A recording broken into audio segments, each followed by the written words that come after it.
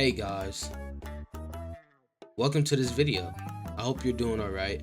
I hope you're having a good day, or a good week, or month.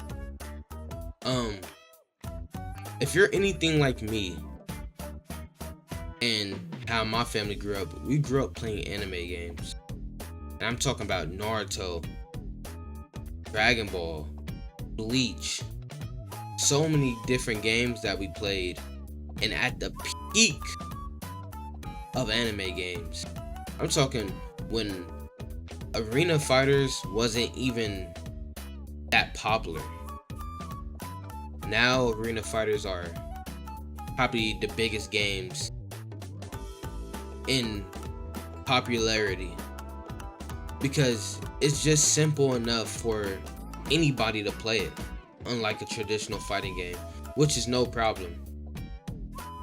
And if you don't know what an arena fighter is, it's kind of like games like Naruto Ninja Storm 4, the new Demon Slayer game that just came out, My Hero Academia, the One Punch Man game. Those games, those are what you would call arena fighters.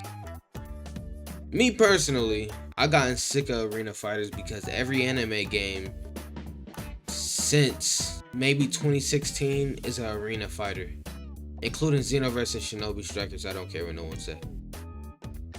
Although Xenoverse 2 is one of my favorite games of all time,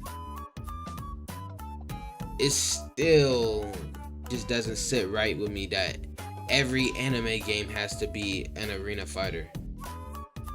The most recent anime game that I can think of personally that came out that's not an arena fighter is two games, and that is Hunter x Hunter and Fighters. And Fighters came out in 2018. That should tell you something.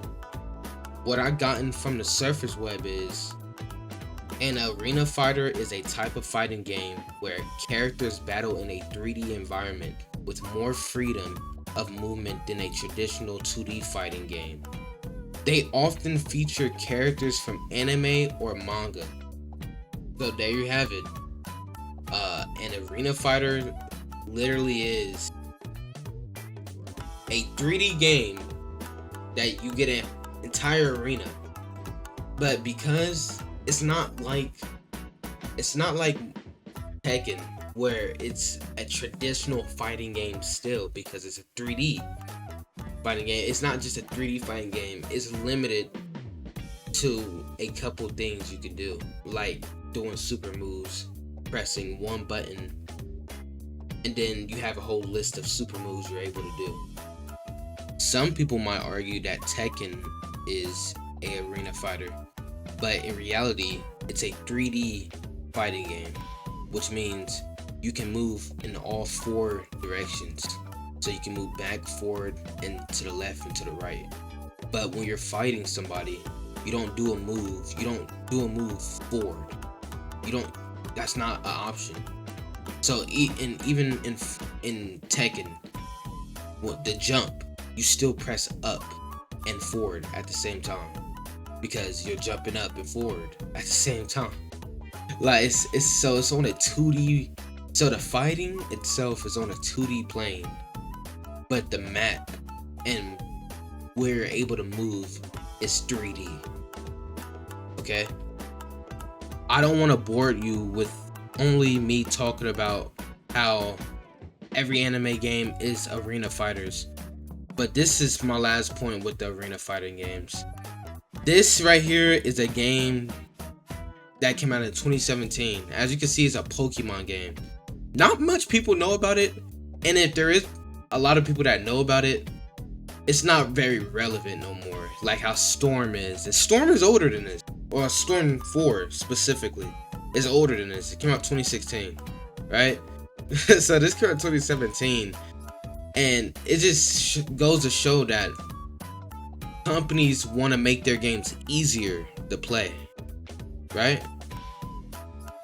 And there's nothing wrong with that. But that just goes to my next point. But Nitro is not gonna complain, as he was given an absolutely charity opening.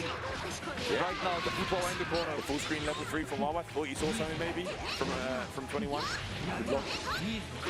Jump block. Okay. Oh! That's a punish right there, yeah. That was a bit too high. Yeah. I thought that was blocked, but the punish was so high that the challenge works, and Nitro, despite being on the back foot for most of this set, for most of this game, gets game number 1. The American champ takes the lead. A lot of you might know what game that is. That game is Dragon Ball FighterZ. Now, to me, Dragon Ball FighterZ is the perfect game for someone that just wants to learn how to play a traditional fighting game. And the reason why I say that is because, as you can see, they was doing a lot right there, right? They was doing a lot, okay? And these aren't professional players. They play video games a lot, like a lot. But it was FighterZ is just easy enough for new players to do the same exact things that they're doing, just not on a bigger scale. You know, obviously they have the game knowledge, but the core gameplay is easy enough for new players to understand. Same with Marvel vs. Capcom. And the new game that's just coming out, I don't know if it's coming out this year or next year, but the Marvel game, that's the fighting game, and that looks exactly like Marvel vs. Capcom. Same with Invincible Versus, that's more of a Killer Instinct looking game. But all these games are easy enough for new players to play. Unlike Street Fighter, Mortal Kombat, Tekken, games that you're gonna need hours and hours and hours just to even understand how combos work, especially with just the one character you're trying to learn how to use. This I put in the middle tier of fighting games. These games represent games perfect because people don't feel like they waste their money when they play the game, because obviously they can play the game. A lot of people feel cheated out of their money when they're getting put in a 64 hit combo on Mortal Kombat and they barely even got to play the game. That's the biggest difference when it comes to these video games and these fighting games.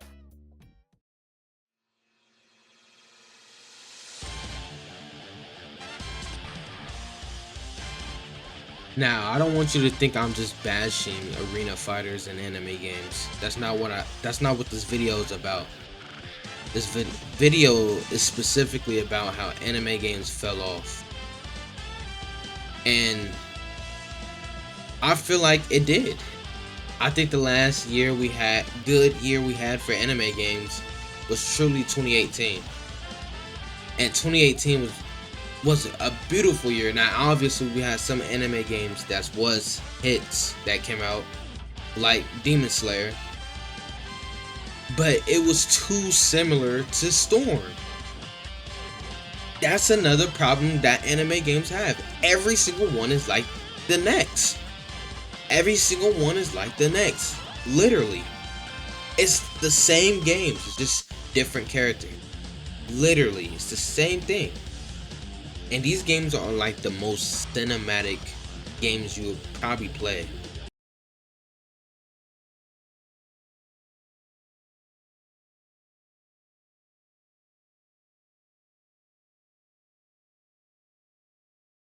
Including Spark and Zero.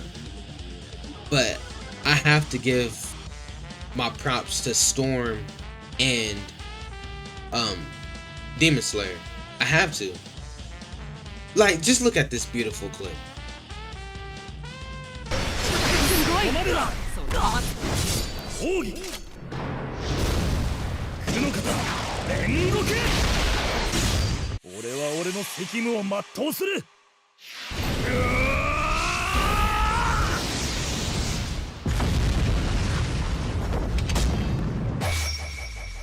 勝負はあり。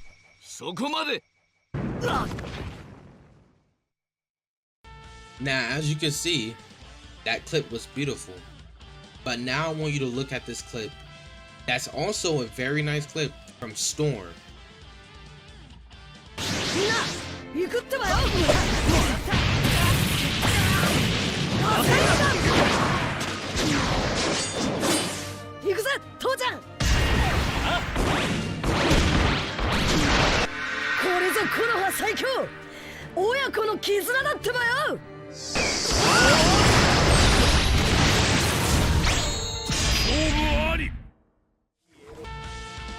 And basically, at this point, my conclusion is, I know if you grew up playing anime games, waking up and playing some Dragon Ball, Budōkai Tenkaichi 3, or waking up playing Rage and Blast 2, or waking up playing whatever, Storm 2, Storm 3, or the older Naruto game. It was so refreshed because the games didn't feel the same. I mean, even me going back and playing Budōkai Tenkaichi 3 and then playing Rage and Blast 2, they're not the same game. Rage and Blast is supposed to be a rebooted version of it, but they still made its own identity. That's just not what I feel in these games now. I mean, I was literally watching an RDC video and they was saying how they thought they were on Storm 4 when it was on Demon Slayer. It's like the same UI, the same, like the little picture thing when they do the ultimate attack. It's a cool concept, but it's not original no more because it's already on the game. It's already on one game. So then you put it on another game.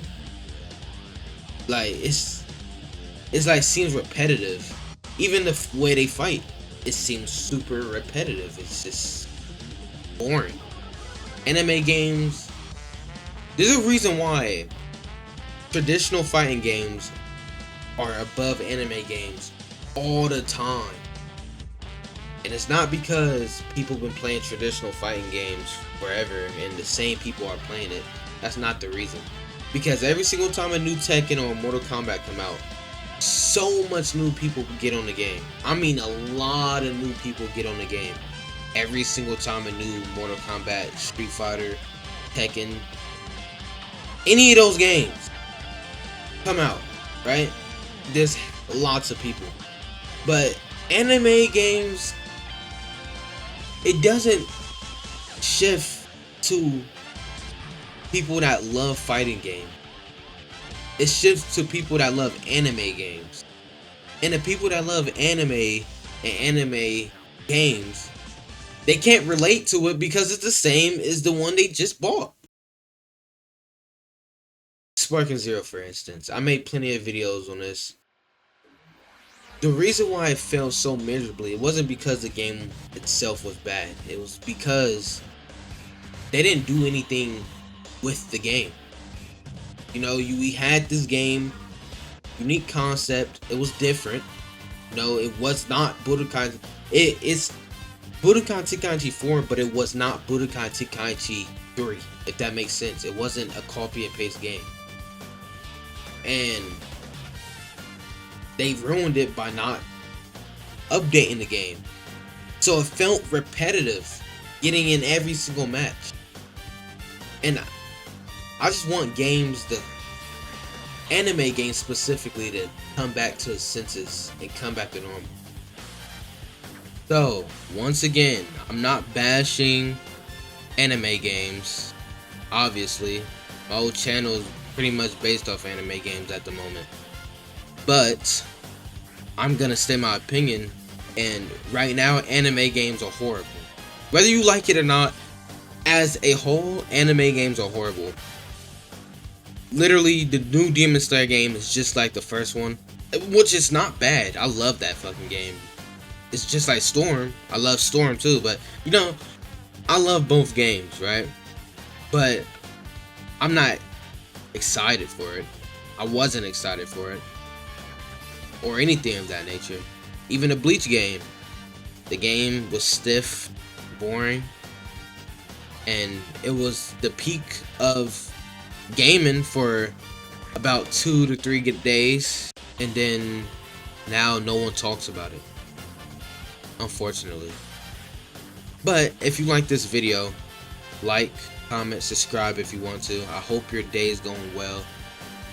And if I said anything wrong, if you disagree, if you agree, go in the comments, tell me. I reply to all comments. I like to interact with my comments. I like to have, you know, a very talkative comment section. And if you want more videos like this, except for just Sparking Zero, because I'm getting tired of that game, let me know. Just let me know. I'm down for anything. Peace.